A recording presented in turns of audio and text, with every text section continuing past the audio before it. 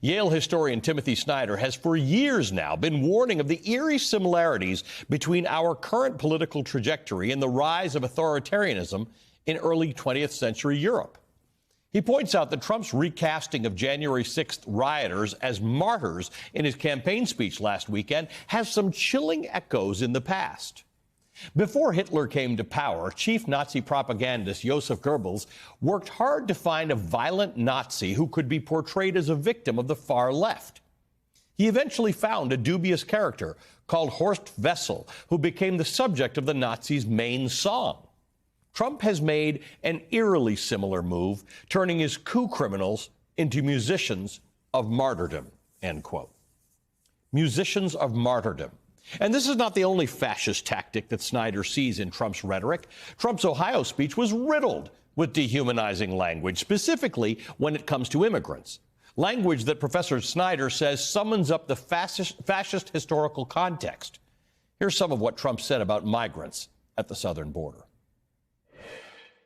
They're in jail for years, if you call them people. I don't know if you call them people. In some cases, they're not people, in my opinion, but I'm not allowed to say that because the radical left says that's a terrible thing to say. They say you have to vote against him because did you hear what he said about humanity? I've seen the humanity, and these are bad. These are animals, okay? And we have to stop it. Trump's dehumanization of immigrants, the martyrdom of the so-called January 6th hostages, these are the context, Snyder argues, for the moment in that speech that set off alarm bells for many people. A moment in which Trump threatened that if he loses in November, there's going to be a bloodbath. Here is exactly what he said. We're going to put a 100% tariff on every single car that comes across the line, and you're not going to be able to sell those cars. If I get elected, now, if I don't get elected, it's going to be a bloodbath for the whole. That's going to be the least of it. It's going to be a bloodbath for the country. That'll be the least of it. It's going to be a bloodbath for the country. That'll be the least of it. That'll be the least of it is important here. That part of the speech set off alarm bells for a reason, but the hand-wringing began immediately. What did Trump really mean? Was he just talking about cars, or was he actually threatening violence? Trump himself tried to clear it up today in an interview with the British far-right politician turned broadcaster Nigel Farage. So bloodbath, talking about it's going to be a bloodbath in the auto industry because we're going to lose our whole industry because this guy's going to all electric cars and they're made in China. Ah, bloodbath in the auto industry. Trump is saying nothing to see here. Liberals are getting stirred up about nothing. I was talking about cars. But as Professor Snyder points out, quote, Trump is calling for a bloodbath in front of people who stood to dishonor bloodshed, to honor bloodshed, people who have just sung with coup criminals, people whom he implicitly promises he will pardon if they carry out another insurrection. And he's doing this in the fascist style of telling a big lie that confers martyrdom upon criminals who try to overthrow a democracy they associated with subhumans. We should see Trump for what he is, an aspiring fascist who likes, wants, and needs violence, end quote. Joining us now is the Yale historian, Professor Tim Snyder. Professor, good to see you. Thank you for being here in person. This is a remarkable conversation because people have spent the last couple of days saying he was just talking about the cars. Now, I'm an economics reporter. We've not used that term, bloodbath, about cars. But what you write about is that it's the context. It's not just whether he said that sentence about cars. It's everything else he said in the speech, starting with the salute of the hostages. Yeah, I mean, when he refers to the cars, he's then clearly switching gears. He's saying the cars will be the least of it. Right. It'll be a bloodbath for the whole country.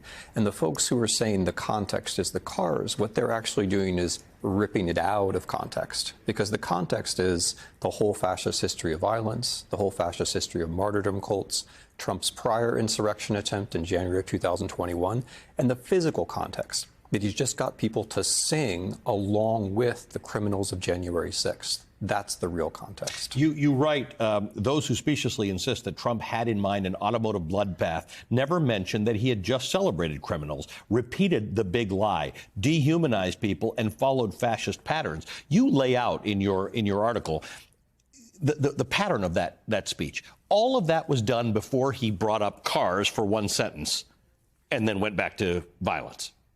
Before I came down here, I was talking to my 11-year-old daughter, and she said, you know, with dictators, Dad, you just have to listen to what they said. And so much of She's learned well from yeah, well, in so much of this discussion, you just have to listen to what the man says. You can look for excuses in good faith or bad faith. You cannot want to look at what he's actually saying. You can decide that you like the bloodshed, so you're going to lie about it now. You can decide you're going to look away. But the actual context are those human beings around him who've been asked to identify by singing and standing with violent criminals who tried to overthrow our system.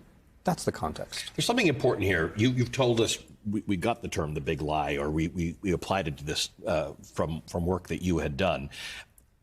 Donald Trump is not acting like a normal politician who expects to win or is even trying to win. He doesn't need to win more votes. He just needs to be in the ballpark because he's laid the groundwork for you not believing that he would have lost the election. Yeah. It's also important in this speech, if we're talking about context, that at least 9 times he himself invokes the big lie. Correct. And in doing that, he embraces the people around him in this alternative reality. And then in alternative reality, it's not the number of votes that's going to count. It's the feeling of having won that's going to count. And that's why we have to understand his words as preparation for a November 24 insurrection. That's what he's after. Let's think about the term we use these days is dog whistle.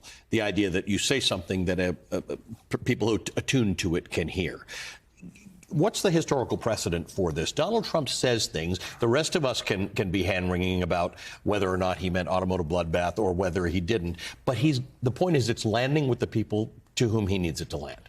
Yeah, I mean, that's one point. It's definitely landing with the people around him. But I think we also have the problem that our immediate impulse is to say, well, let's try to find an excuse for him. Let's try to both sides this. Let's try to suppress this. No, you can only beat this sort of thing if you recognize what it is. How do you think we should handle these sorts of things? Because we typically don't carry a Trump rally, but he has them all the time. And as you note in your article, this is not new. This is not weird. He just every time introduces something that he hasn't said before. But this concept of immigrants as animals or subhuman, vermin, poisoning the blood of the nation, this is not brand new. What do you do? What do you do in the face of this? Yeah, first of all, cover the rallies. I mean, in 2016, his rallies predicted pretty well what kind of a president he was going to be, and we have the same thing again, and we're not covering the rallies well enough. There are some reporters doing it. Susan Glazer just wrote a nice piece. But in general, she thinks people should. She thinks people should actually go listen to them or watch the whole thing, painful though it may be, to understand what's going on. Take it all in, take it literally. Think about it, report on it, rather than just doing the kind of distant analysis, finding the excuses. Listen to the man, because as you say, his strategy is just get close enough to make some kind of a play. And we've got 6 or 7 months to explain to Americans that this is the bloodbath candidate, that what he's trying to do is get close enough and threaten violence. There are a lot of undecided voters out there, maybe folks not here in New York, but a lot of folks out there who haven't thought about this stuff yet. But when they hear what he's going to try to do, it will matter to them. That's political work to be done. The problem, of course, is that everybody has this impulse to say he's just saying that. In fact, he said it was on Fox News this weekend, in which he talked about why he uses this inflammatory language. Let's just see if we can play this. Here's my theory, that you use over-the-top, sometimes inflammatory language because that drives the media debate. Did Trump go too far? And then you get the next several news cycles talking about your issue and, whether your language was too much or wasn't enough. Any thought that I might be right on that? It also gets people thinking about very important issues, that if you don't use certain rhetoric, if you don't use certain words that maybe are not very nice words, nothing will happen. He's laying out the excuse for people who don't want to believe him. He's saying it's just rhetoric. It's to make people think about important things, calling people immigrants vermin and subhuman and talking about bloodbaths. Well, if you listen to what he said if you don't use the not very nice words, things won't happen. In other words, if you use the nasty words, things will happen. And he's right.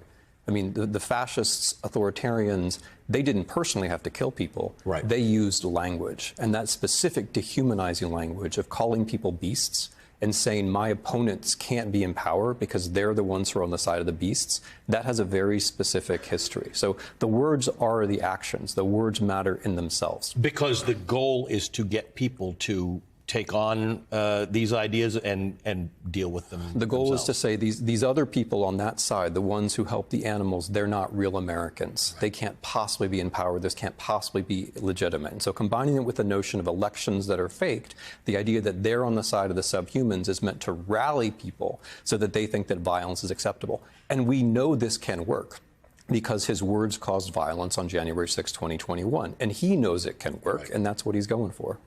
Professor, good to see you in person. Thank you for being with us. Professor Tim Snyder is a professor of history at Yale University.